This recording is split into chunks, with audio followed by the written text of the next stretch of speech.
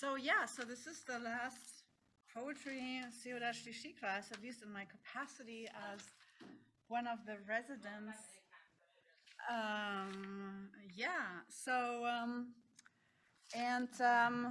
was like thinking, what am I going to do? Because I always kind of wanted to link it to the Parsha, and in a way I'm doing it, but I'm linking it to the Haftarah. Because I recently, I've known about this book for a while, but I hadn't read it until just recently. It's from Aviya Kushner, and she's her full-length collection is Wolf, Lamb, Bomb, and if you listen to the Haftarah today, it is a quote from Isaiah. And the whole book is basically a meditation on the poetry of Isaiah, and every poem in this book explores one or more passages from the book of Isaiah. So that's why I chose this, and the wolf-lamb passage is one that we read this morning in the Haftarah, and there are many other famous passages in the Haftarah. For example, Vayatza choter mi geza Yishai, but a shoot shall grow out of the stump of Jesse. And obviously, Hine el Yeshuati, and all the following lines that we are going to sing very soon to say goodbye to this festival. And Vayaga ze'ev im kevesh, the wolf will dwell with the lamb. That is also echoed in a later passage in Isaiah again. Before, we are going to read a few poems by Aviya, she wrote, the first book I read from her it's not a poetry book, it's actually called The Grammar of God, and it came out, I don't know, a couple of years ago, not like a handful of years ago, and in which she explores, because she grew up speaking Hebrew somewhere on the East Coast, and it sort of like tracks how she explored when she started going, like having Jewish studies or whatever, and she didn't recognize the Torah and the Tanakh that she knew from her childhood when she was hearing it in English translation for the first time. So the book is sort of like how she explores the Hebrew and the English. And she has another poetry collection out. I think she teaches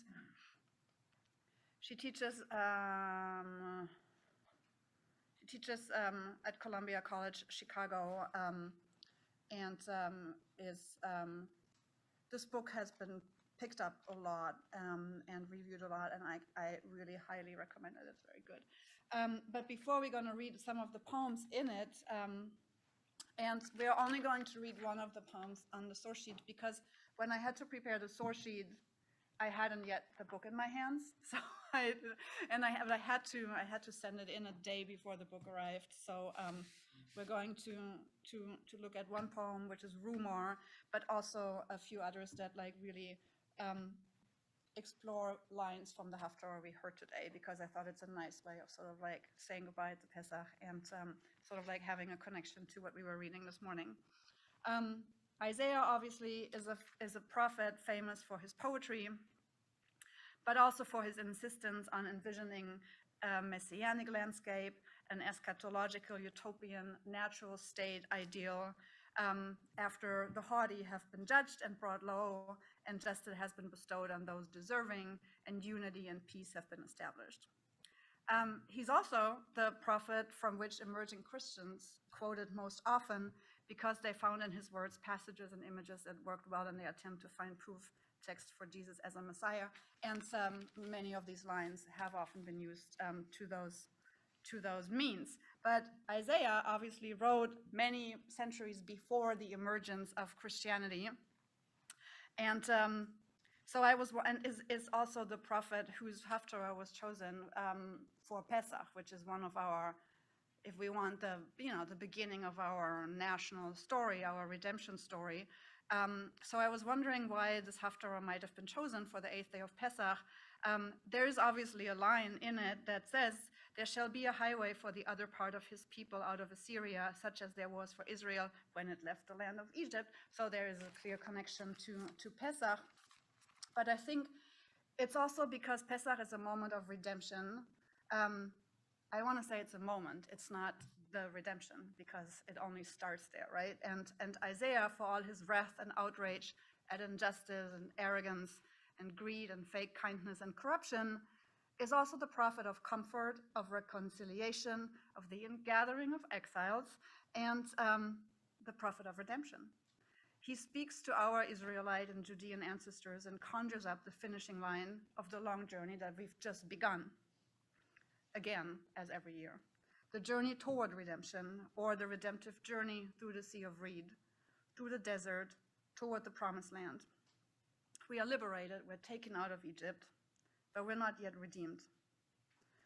And he is the prophet who dreams up a time when wolf and lamb will dwell together peacefully, and when a wolf is not disguised as a lamb, or a lamb poses as a wolf. But how long can such a time really last before the next bomb explodes?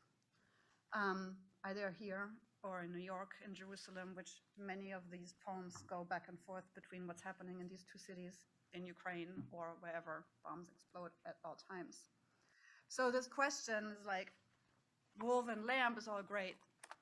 It's all peace and it's beautiful. And I think we've all been for the past 8 days in moments where we sort of like talked a lot about this and what does that mean and how can we achieve it. But then there's this third word, is bomb. And so this question she explores in this collection in poems that are all in dialogue with Isaiah. And basically every poem is inspired, as I said before, by several lines from his prophecies, and challenges it, rephrases, questions, admires.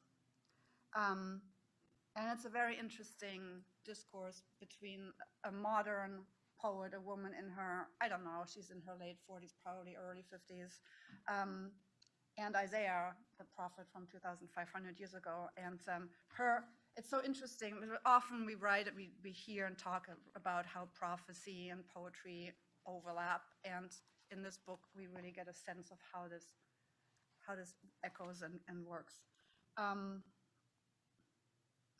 So yes, so before we're going to like talk, and this is a little different than I've been doing it the past times, but there was just so much I've been thinking about Pesach and the Haftarah and poetry and prophecy, so it's more of a like extended brush of sorts.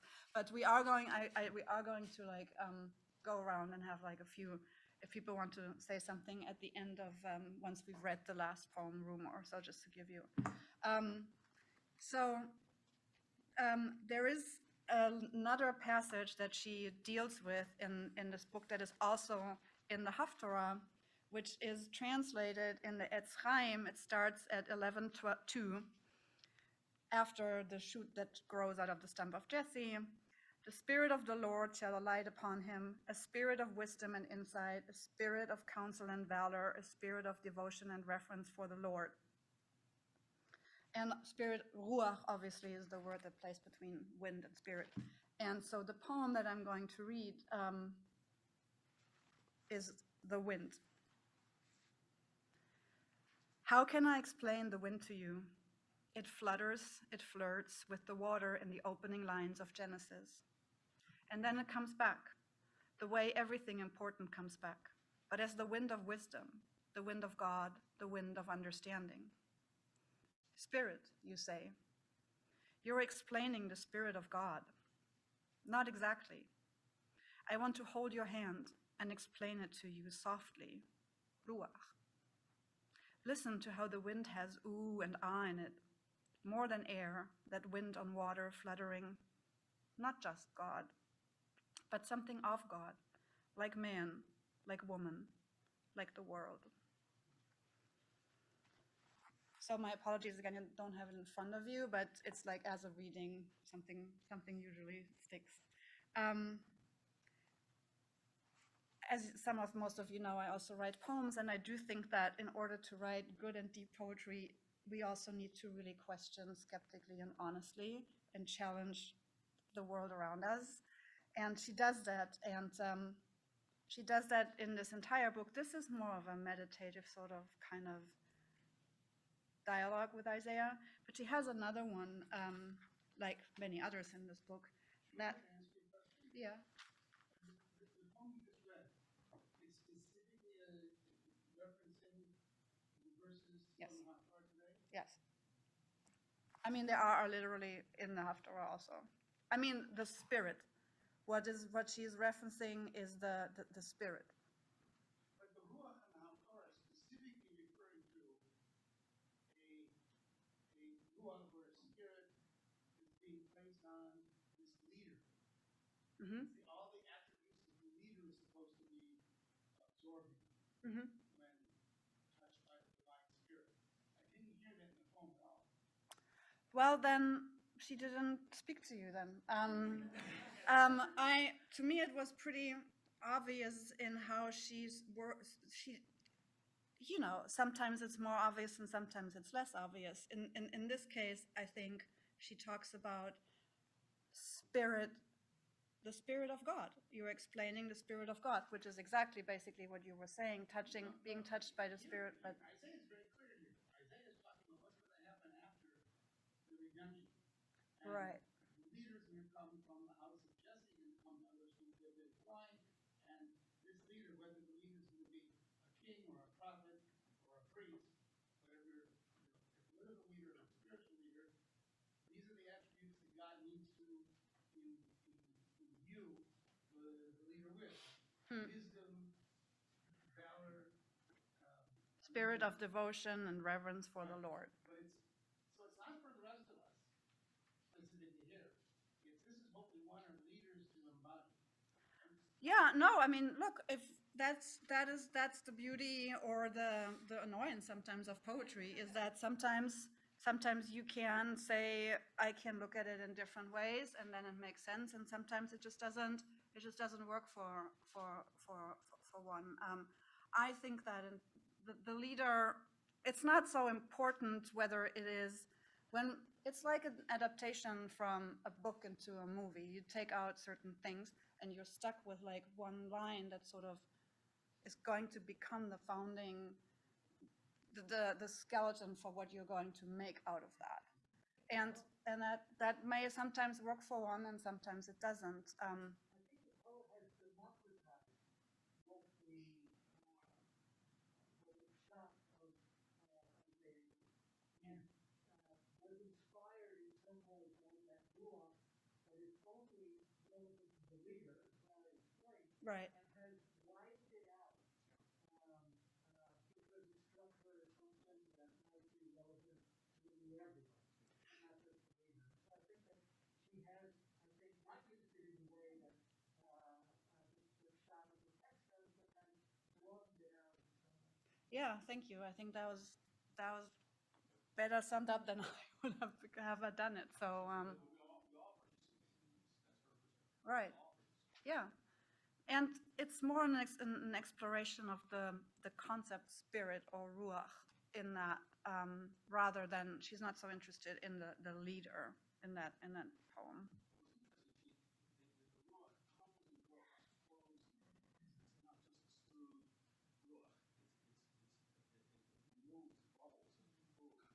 Yeah, and it's interesting in the trope too. Like every ruach has a different trope to it, which really speaks to that what you were saying in terms of how it changes and how it, yeah. I do want to talk about the rumor, so I'm going to skip the poem that you guys don't have in. And we said 45 for Birkat. Yep. So I'm going to skip that one. We don't have it in front of you. Anyway, because I do want to wrap it up with some thoughts on the last day of Pesach in the diaspora. As Rabbi Klickfeld was saying today and reminding us when we're counting the Omer, we are completing the first week of the Omer in the Sephirah of Chesed, and we are in Malchut Shebe Chesed. And very soon, after Mariv, we're counting the Omer again, and we will enter week 2, which is the Sephirah Gevurah. And we will be Chesed Shebe Gevurah, love, faith, loyalty, kindness, and strength and judgment, however you want to translate that. And I think we need to remember the royal completeness of Chesed of the first week of Pesach as we leave the shelter of the festival. And I know that many of you can't wait to sink your teeth into a pizza or a bagel, but I personally always find it a little bit sad to leave the ecstatic first days of peace and love and prayer on our journey towards redemption behind. The time of our freedom, the beginning of our redemption, the moment of our salvation, not in the Christian sense, but Hine Yeshuati, Yeshuatenu, in the sense of something good having happened to us miraculously without us having done anything for it. Like in a moment in time with a person we love, which is like a spark of redemption. And that's why I think it's good to begin the journey through the desert with Isaiah's comforting voice echoing in the wind. And also with this poem, Rumor, that it is in fact very small to read. I had not even tried it, but I thankfully have it here. And this is Rumor. There's a crazy man in those hills, howling that he can comfort us all. There's an old crazy man in all of us, saying, I raised you, made you tall, and you rebellious little wuss, you forgot that an ox knows who owns him, an ass knows his place. Rain falls and we rain blame the way our ancestors rained blame.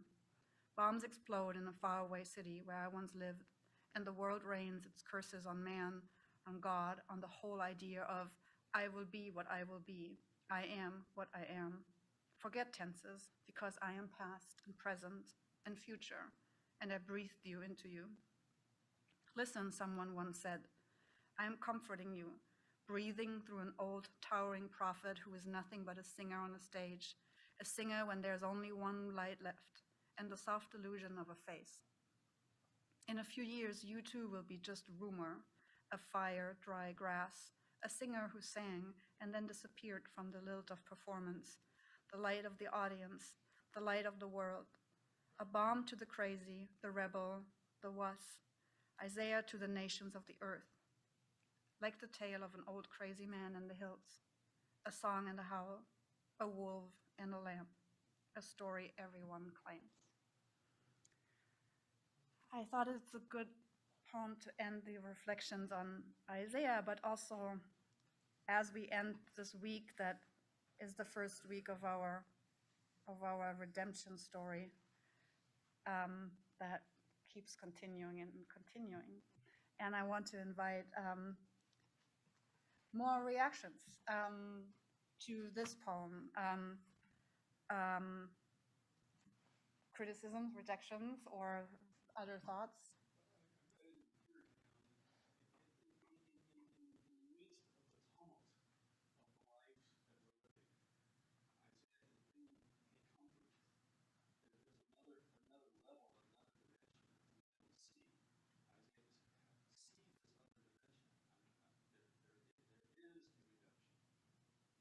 Yeah, I find this, I will say, David and I are in the same class, going through all of Nach in one semester.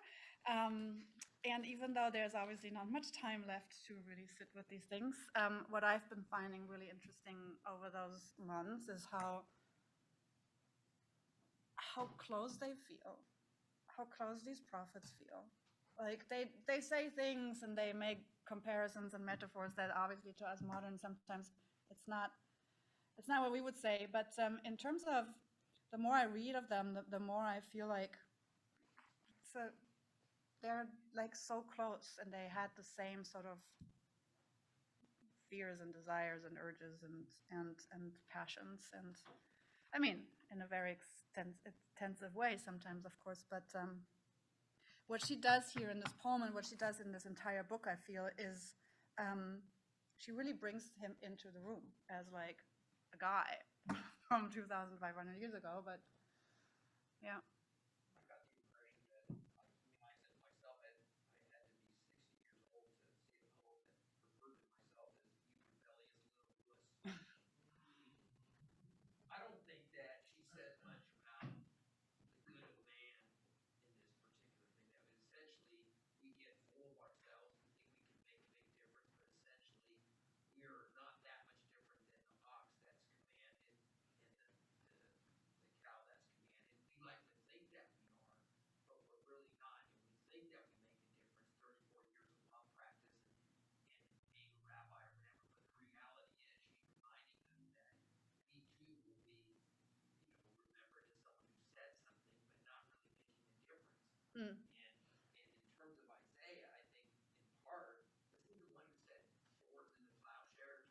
Yep.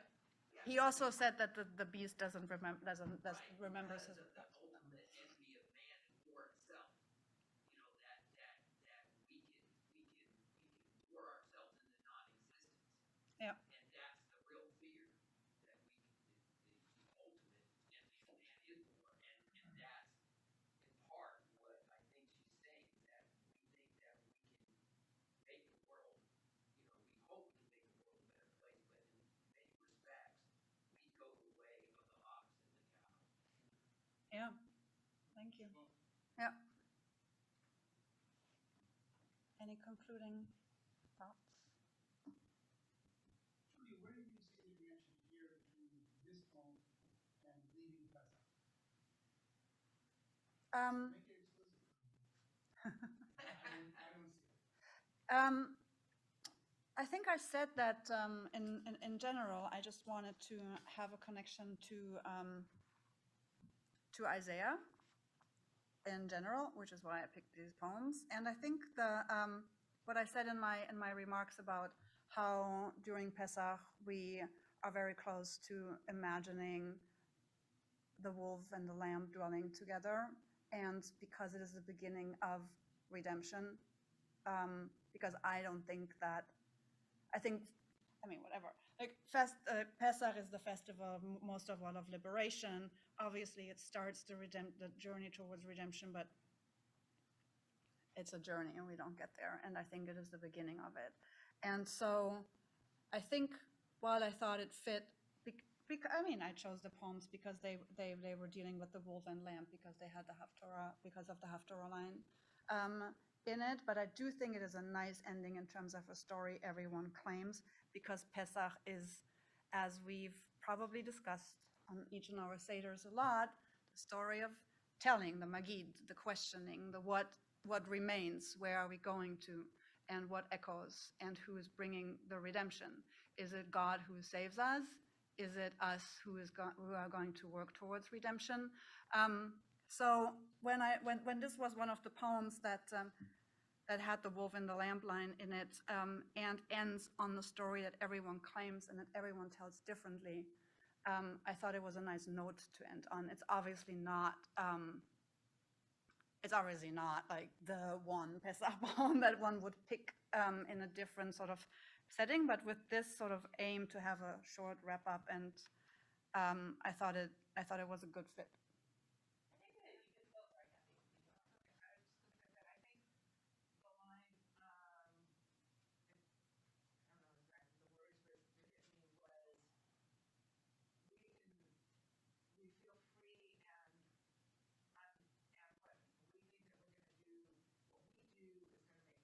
Mm-hmm.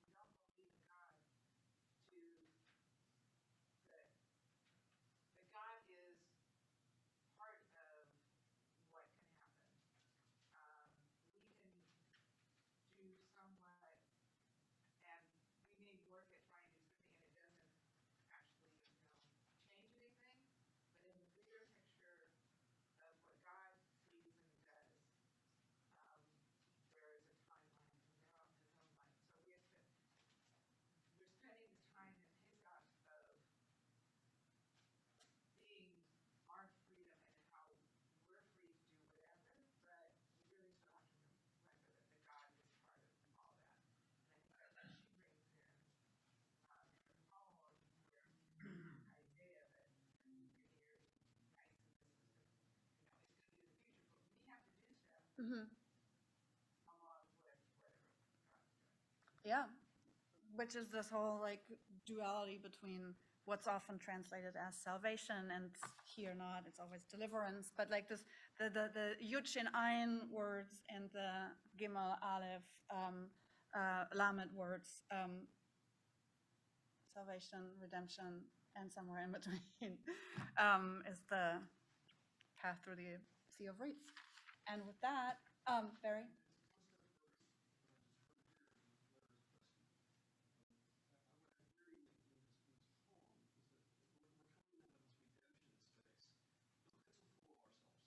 Yeah, that was hearkening to.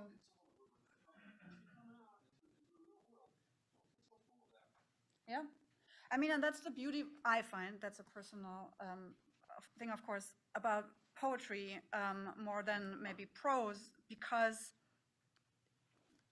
people ask questions as we ask at our Seder, and Larry was saying he doesn't see it, and that made me think more and phrase and like think more than what I had, like a diffuse feeling when I picked it, and then look at the whole conversation that happened. So thank you, because when we ask questions, as we have done at the Seder, and many of us have been doing it for many, many years, and every time it's an interesting conversation. Yeah, shakor to every one of you. Thank you.